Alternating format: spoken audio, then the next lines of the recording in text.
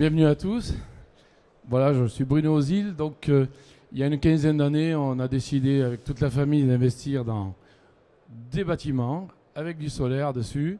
Comme ça, on pouvait avoir des locataires et bien sûr produire de l'énergie propre. On a décidé ça en 2009. On a fait construire les bâtiments, acheté les terrains, fait construire les bâtiments, installer les panneaux solaires. Et pour aller jusqu'au bout de l'histoire un peu écolo, on a fait des bâtiments en bois. Alors bien sûr, on peut faire des bâtiments. Voilà. Il s'est trouvé que au bout de quelques années, bon, les panneaux baissent en production légèrement. C'est pas flagrant non plus, c'est pas 20%, mais on parle de 1% par an. Donc au bout d'une dizaine d'années, 10%. Et deuxièmement, on avait eu un petit souci, c'est que au début, on pensait ne pas pouvoir mettre de bac acier sous la toiture. Donc on a mis de l'OSB, un écran de sous-toiture et les panneaux devaient faire étanchéité. Très vite, on a eu des problèmes d'étanchéité, des infiltrations. On avait un gros souci à ce niveau-là. Les locataires, bon, je leur faisais des loyers pas trop chers, mais malgré tout, on n'a pas envie de recevoir de l'eau quand il y a des gros orages. En Ardèche, on a des gros orages. Et du coup, on a décidé de travailler avec Enerpact pour changer les panneaux et justement pouvoir mettre ces bacs acier dessous. Alors, il faut savoir qu'avec EDF, le souci juridique, c'est quand on change quelque chose, quand on a un contrat avec EDF, si on change quelque chose, on doit leur dire, on doit vraiment être au top à ce niveau-là. Donc nous, on ne se sentait pas capable d'avoir cet aspect juridique avec nous, et c'est Enerpact qui nous l'a amené. Alors, dans les bâtiments, bien sûr, il y a des locataires qui ont c'est des industries, c'est des artisans. On a une PME qui fabrique des serres, donc voilà. On a une plateforme de dispatching de colis, alors c'est Discount, et ainsi de suite. Ils sont 20-25 salariés, 30-35 salariés pour les premiers. Et puis distillerie d'arômes et huiles essentielles, maintenant ils sont passés à 5 salariés. Donc en gros, on a 55-60 emplois dans cette zone-là, d'accord ? Donc défaillance d'étanchéité et bien sûr baisse de performance des panneaux. Il faut se rendre compte que c'était des panneaux de 2008-2009. Je veux dire, c'est plus les mêmes aujourd'hui. Hein. C'est plus les mêmes technologies. Donc on avait intérêt à changer. On peut passer à la... Alors juste oui, sur le slide, on a fait le premier rétrofit. Alors on a 3 bâtiments, vous avez vu les images.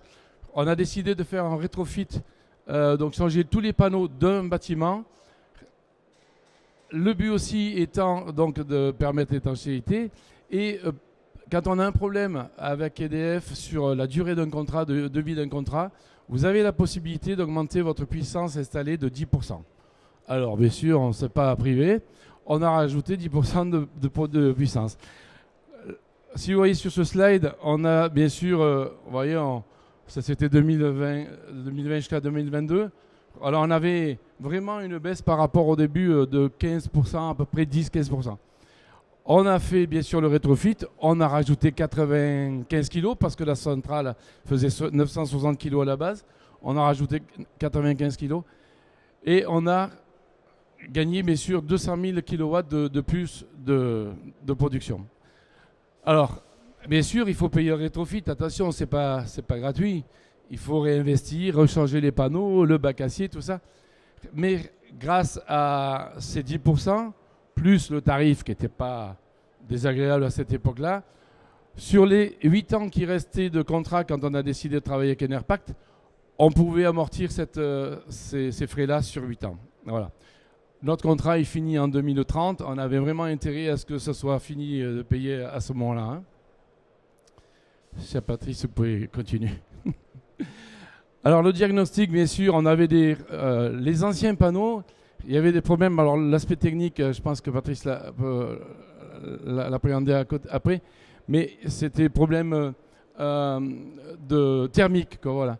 Les panneaux, on parle d'incendie, franchement les incendies sur les installations solaires, il n'y en a pas tant que ça, c'est pas vrai, c'est un petit peu un truc qu'on distille comme ça à l'envie, mais non, il n'y en a pas tant que ça. Par contre, c'est vrai que les panneaux, il peut y avoir des problèmes thermiques et donc du coup c'est ce qui fait qu'ils produisent moins. Donc on a décidé de changer tous les panneaux et on a 3 toits de 1680 modules. Ça nous a permis de changer un toit entièrement puisque finalement on est arrivé à peu près 1700 panneaux qui n'étaient pas très bons. Ils fonctionnaient toujours, hein, mais voilà, ils avaient perdu d'efficacité. Et bien sûr, les onduleurs, on les a tous changés parce que autant avant, on avait mis des petits onduleurs parce que c'était par souci de sécurité. On avait 84 onduleurs. S'il y en a un qui pète, c'est pas grave. Il y en a 83 autres qui fonctionnent. Là, on a mis 10 gros onduleurs de 100 kg, ce qui fait qu'on a 1000 kg en onduleurs. Et puis bien sûr, c'est tout neuf, on repart pour... Et bien sûr, je vous parlais de l'étanchéité, vous avez la photo, là vous voyez, on a donc de l'OSB, on ne le voit pas, mais après un écran de sous-toiture, et les panneaux font étanchéité. C'est comme des tuiles en fait, les panneaux, ils étaient en tuiles comme ça. Et c'était une solution qu'on nous avait pas imposée, mais j'avais affaire à, c'était Oseo à l'époque, qui est la BPI maintenant, qui nous avait dit si vous mettez du bac acier, nous on ne vous suit pas dans la garantie de votre prêt, parce que c'est un projet quand même qui pesait 5 millions d'euros à l'époque. Les panneaux étaient beaucoup plus chers que maintenant. Donc on vous suit si vous ne mettez pas de bac acier. Parce que si vous mettez du bac acier, vous risquez d'être requalifié en ombrière. Enfin voilà, bon. Du coup, on ne voulait pas perdre d'argent. On a mis ça, mais bon, on a eu des problèmes. Alors on avait un problème de maintenance du poste acheté. C'est vrai qu'on ne la faisait pas. On ne savait pas trop qu'il fallait le faire. Donc on ne la faisait pas. Et par contre, c'est vrai que maintenant, on a tous les 2 ans, on fait une visite de maintenance. Alors, donc, voilà le bâtiment numéro 2 qu'on a changé. Alors bien sûr, donc on a fait les 3 bâtiments en 2009, étalés sur 2009-2010. On a rajouté des petites ombrières parce qu'on avait le terrain, il fallait quand même occuper un maximum. Donc, au niveau de la maintenance, quand tout est suivi, le monitoring est suivi par Enerpact, l'installateur il a moins besoin de se pencher là-dessus. Donc, ça nous a baissé les coûts.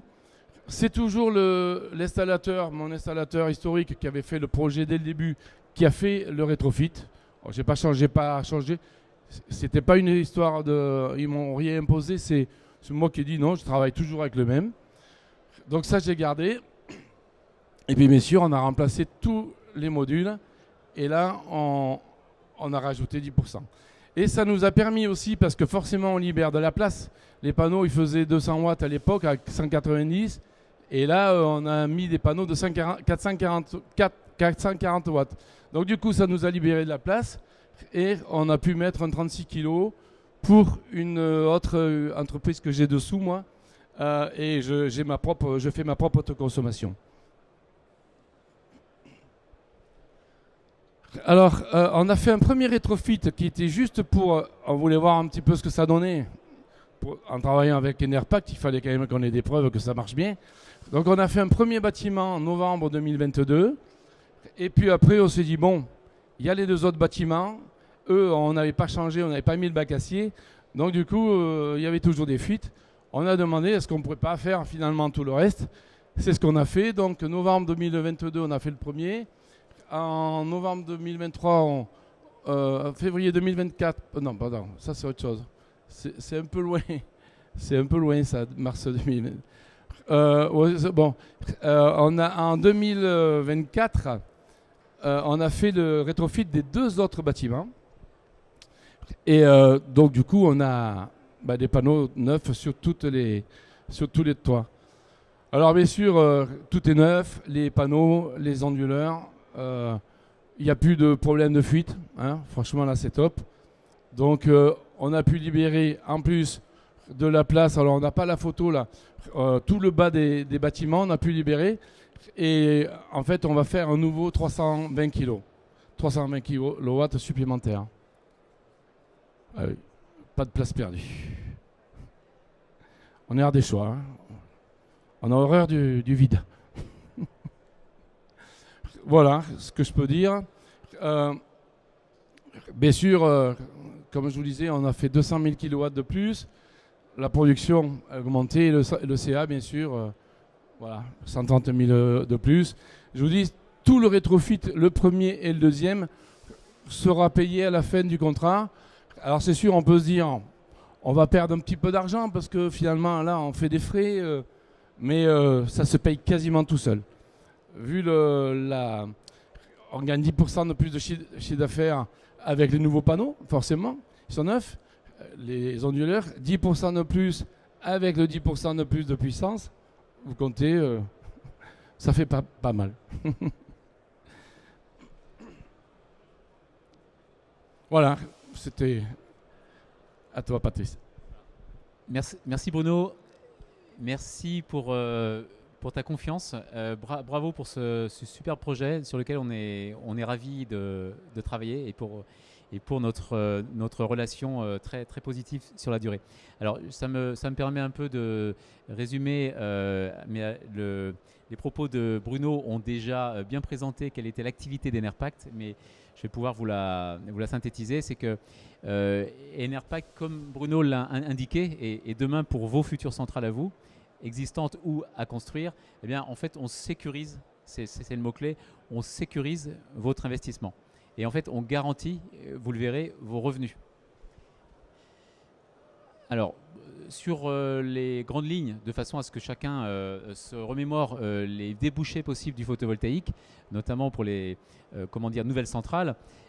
Donc, on a ici au CPM beaucoup de sociétés qui s'interrogent puisque les énergies renouvelables sont maintenant de plus en plus développées dans l'industrie, dans le commerce, dans le tertiaire. Il y a même un cadre que vous avez peut-être commencé à appréhender qui est de solarisation, c'est-à-dire que nous devons solariser des parkings, solariser des bâtiments. Donc nous, on est dans toute cette activité, on conseille les sociétés, on donne les meilleures alternatives, les sociétés font ensuite leur choix et on va vous présenter justement quelques exemples de réalisations qui sont actuellement en cours. Alors aujourd'hui, des débouchés possibles pour une centrale, on dira de taille moyenne. Alors de taille moyenne, c'est jusqu'à 500 kW crête, donc c'est déjà assez conséquent, c'est quasiment 3000 m² de surface.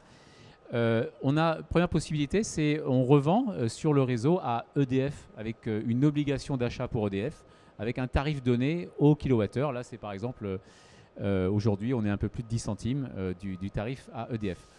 Deuxième possibilité, c'est l'autoconsommation ou un accord de vente avec un voisin, avec une autre personne morale qui serait à proximité.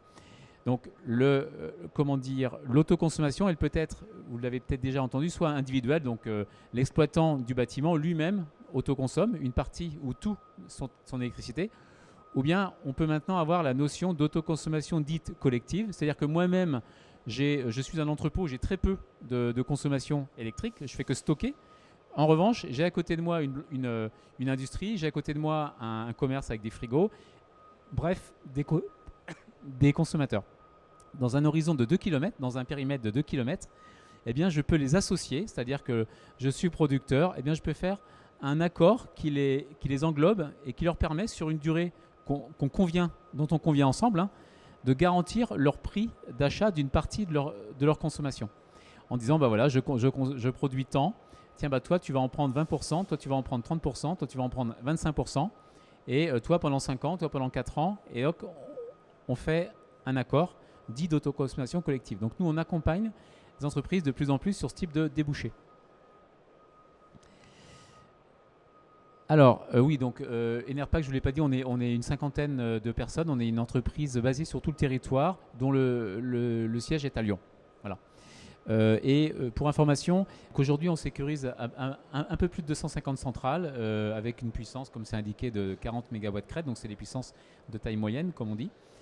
Et effectivement, on a des clients. Aujourd'hui, on est dans une phase intéressante puisque l'industrie, le commerce, le tertiaire vient vers nous et nous demande des conseils. Et puis, si tout va bien, on construit pour eux des nouveaux bâtiments. Donc, quand vous venez nous solliciter, en fait, on a toujours deux étapes. Une première étape, ça va être, on va étudier les possibilités, on va étudier les opportunités. Pour ça, vous avez vu, on a une qualification qui est OPKIBI. Donc OPKIBI, il y a moins de 70 entreprises en France qui ont cette qualification quelque part de développement, de capacité d'étude et de certification de la qualité justement des résultats. Du coup, nous faisons d'abord l'étude. Ça peut être en toiture. On a beaucoup travaillé en toiture comme le projet de Bruno, mais de plus en plus, nous sommes sur des ombrières de parking. Et d'ailleurs, vous pouvez venir voir ensuite notre stand qui est A24, où on a une magnifique ombrière de parking avec des belles voitures, etc. Tout est bien brillant. Et c'est le type de réalisation que l'on fait avec toutes les bornes de recharge, etc. Donc on vous encourage et on a une forte demande, comme vous l'imaginez, sur ce sujet-là. Et non seulement on va étudier, mais en plus on va bien sûr construire. Et ensuite, l'intérêt et la différence d'Enerpact, et en fait nous sommes les seuls en France à le faire, c'est qu'on va garantir le résultat net, le résultat comptable de l'entreprise, de la centrale, sur toute la durée du contrat. C'est-à-dire que, comme on le verra tout à l'heure, et je vous donne... Alors, avant de détailler ça, je vais vous parler de résolution. En fait, on a un outil qui a été développé avec le CEA, l'Institut national de l'énergie solaire, donc l'INES, qui appartient au CEA, pour suivre et auditer les centrales de façon très précise, en connaître les défaillances, en connaître les risques et avoir une capacité proactive d'action qui, aujourd'hui, nous permet justement, comme je vais vous le montrer après, de nous engager auprès de nos clients sur un résultat et pas simplement sur un discours comme quoi ça va bien se passer. On s'engage vraiment, c'est-à-dire que, hop, je fais défiler le petit, voilà, vous avez vu le schéma vert, c'est chaque année on va dire tiens vous pourriez, si vous avez des risques qui ne sont pas couverts par qui que ce soit, votre production elle sera peut-être que la partie bleue. Si ça se passe à peu près bien, elle sera peut-être la partie bleue plus la partie orange. Et si ça se passe super bien pour vous, eh bien vous aurez vraiment échappé à tous les risques. Or, dans le photovoltaïque, il y a de l'obsolescence, il y a parfois des malfaçons dès la conception. Et forcément, comme une voiture s'use, une centrale photovoltaïque s'use. C'est irrémédiable. Et l'usure peut être vraiment très forte, puisque les écarts au bout de 10 ans peuvent être entre 0 et 20%, suivant une centrale qui a bien vieilli ou une autre qui a mal vieilli. Donc 20% de moins au bout de 10 ans, c'est quand même un petit peu dur à avaler. Donc nous, en fait, on va, du fait qu'on construit et on suit la réception de la centrale, la réception c'est hyper important, on va garantir la partie verte. On dit ça c'est garanti, vous partez avec nous, vous l'aurez, et si jamais vous ne l'avez pas, eh bien en fait on vous indemnise. Si vous ne l'avez pas, on l'a pas écrit mais on le fait, on vous indemnise la différence. Malheureusement, c'est pour nous, mais c'était le contrat. Donc on joue un rôle d'assureur. En revanche, si vous êtes au-dessus, ce qu'on espère tous, eh bien, on se partage le gain à 50-50. C'est pour ça qu'on s'appelle Enerpact, parce qu'on fait un pacte avec nos clients. Voilà. Depuis le début, c'est comme ça que ça fonctionne, et ça fonctionne bien. Alors là j'ai quelques petits exemples de réalisations qui sont en cours. Par exemple, on a une société un peu comme celle de Bruno, finalement, qui a un gros bâtiment, puisqu'il y a 5700 mètres carrés, qui n'a pas une consommation gigantesque, 750 000 kWh. Et en fait, actuellement, donc, on est en train d'installer une centrale d'un peu moins de 400 kg. Et comment ça se... Donc, c'est sur une partie simplement de la toiture. On peut rarement occuper toute la toiture. Hein, il y a un certain nombre de choses sur une toiture. Donc, alors, dans ce cas de figure, il y a un intérêt, c'est que la société, donc on prend les consommations et on étudie combien il y aura, si les consommations du passé, bien sûr, sont reproduites, d'autoconsommation. Et là, sur ce cas de figure, eh bien, en fait, il y a la moitié d'autoconsommation. Donc, ce qui est intéressant, donc c'est un revenu là de 37 000 euros en équivalent. Et l'autre moitié, eh bien, on l'injecte sur le réseau avec une obligation d'achat de la part de EDF. Voilà. Et donc là, sur cette centrale-là, bon là, il y a un certain nombre de coûts, les emprunts, etc. Tout est détaillé. Et en fait, cette centrale, en fait, génère un revenu avant impôt global. On prend 20 ans, mais ça va continuer au-delà, hein, surtout qu'elle est suivie par nous, donc elle sera en bon état, de près de 800 000 euros de résultats avant impôt. Et c'est même rentable à partir de la 5e année. Et là encore, on garantit, c'est-à-dire que si ce n'était pas 779 000 euros, eh bien ce serait pour notre pomme. On garantit la différence. Et si c'est au-delà, si on est à 900 000 euros, eh bien, la différence est partagée entre Enerpact et le client. Voilà. Donc là, c'est une première société. Ensuite, on a une deuxième qui a un cas très différent, c'est que ça consomme très très peu. C'est-à-dire que c'est une société qui a donc un concessionnaire poids lourd. Vous voyez, c'est une plus petite centrale, un peu moins de 200 kg. Et là, en fait, il n'autoconsomme que 7%. Il faut dire qu'il vaut mieux autoconsommer, ça améliore la rentabilité puisqu'on fait des gains sur ce qu'on n'a pas utilisé en consommation électrique, évidemment. Et donc là, forcément, il injecte quasiment tout. Donc là encore, il y a un coût, etc. de la centrale. Et là, effectivement, alors, comme il consomme moins, le projet est un peu moins rentable. Il n'est pas aussi bien exposé aussi en termes d'ensoleillement. Et là, il y a une rentabilité au bout de la 9e année. Alors, ça reste quand même rentable à partir de la 9e année. Et au final, sur les 20 ans, ça dégage à peu près 150 000 euros de résultat net avant impôt. Donc, comme c'est financé, c'est plutôt intéressant. C'est un gain net, ça valorise le bâtiment. Et au-delà du contrat de 20 ans de DFOA, de toute façon, on continue d'injecter sur le réseau. Voilà. Et enfin, le dernier exemple, c'est l'exemple, comment dire, donc là, c'est une société, on fait un 300 kg, une entreprise industrielle qui consomme énormément.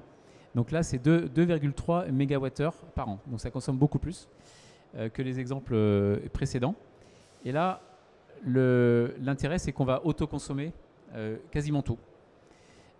Du coup, ça améliore, bien sûr, ça améliore, je dis pas bien sûr, mais ça améliore la rentabilité.